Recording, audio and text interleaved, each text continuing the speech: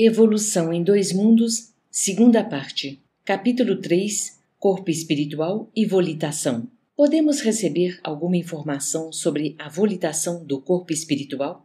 Na metamorfose dos insetos, a histólise alcança notadamente os músculos e a máquina digestiva, atingindo apenas levemente o sistema nervoso e o sistema circulatório. Efetuado o processo histolítico, segundo referências alinhadas em outra parte do nosso estudo, os órgãos diferenciados voltam à posição embrionária que lhes era característica e só então as células entram em segmentação, formando na histogênese os órgãos definitivos do inseto adulto, armado de recursos para librar na atmosfera. Assim também, após a transfiguração ocorrida na morte, a individualidade ressurge com naturais alterações na massa muscular e no sistema digestivo, mas sem maiores inovações na constituição geral, munindo-se de aquisições diferentes para o novo campo de equilíbrio a que se transfere, com possibilidades de condução e movimento efetivamente não sonhados, já que o pensamento contínuo e a atração, nessas circunstâncias, não mais encontram certas resistências peculiares ao envoltório físico. Ao homem comum, na encarnação, não é fácil, todavia, a articulação de uma ideia segura com respeito às condições de seu próprio corpo espiritual, além túmulo, porque a mente, no plano físico, está inteiramente condicionada ao trabalho específico que lhe compete realizar, inelutavelmente circunscrita aos problemas de estrutura e, por isso mesmo, incapacitada de identificar o reino inteligente de raios e ondas, fluidos e energias turbilhonantes em que vive.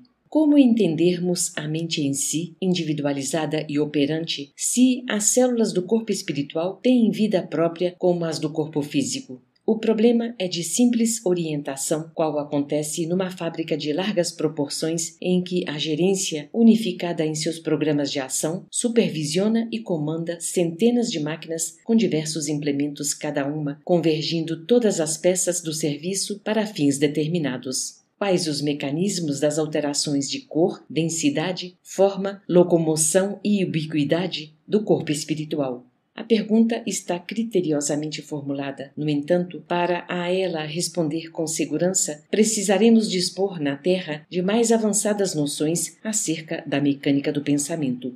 Em que condições o corpo espiritual de um desencarnado sofrerá compressões, escoriações ou ferimentos? Dentro do conceito de relatividade, isso se verifica nas mesmas condições em que o corpo físico é injuriado dessa ou daquela forma na Terra. Não dispomos, entretanto, presentemente, de terminologia adequada na linguagem terrestre para mais amplas definições do assunto. Qual é a ordem de formação dos centros vitais pelo princípio inteligente no seu corpo espiritual?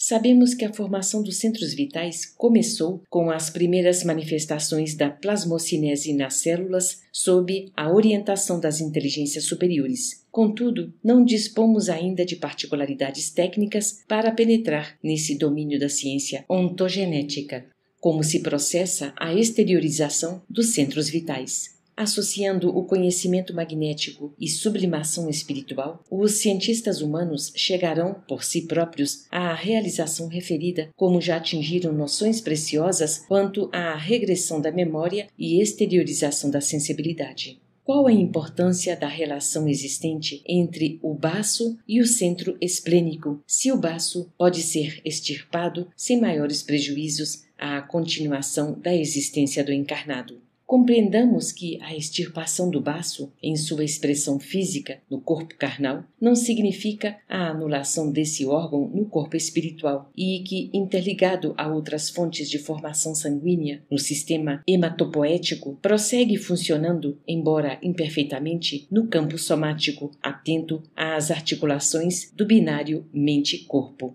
Como compreenderemos a situação dos centros vitais no caso dos ovoides? Entendereis facilmente a posição dos centros vitais do corpo espiritual restritos na ovoidização, pensando na semente minúscula que encerra dentro dela os princípios organogênicos da árvore em que se converterá de futuro. Uberaba, 23 de abril de 58.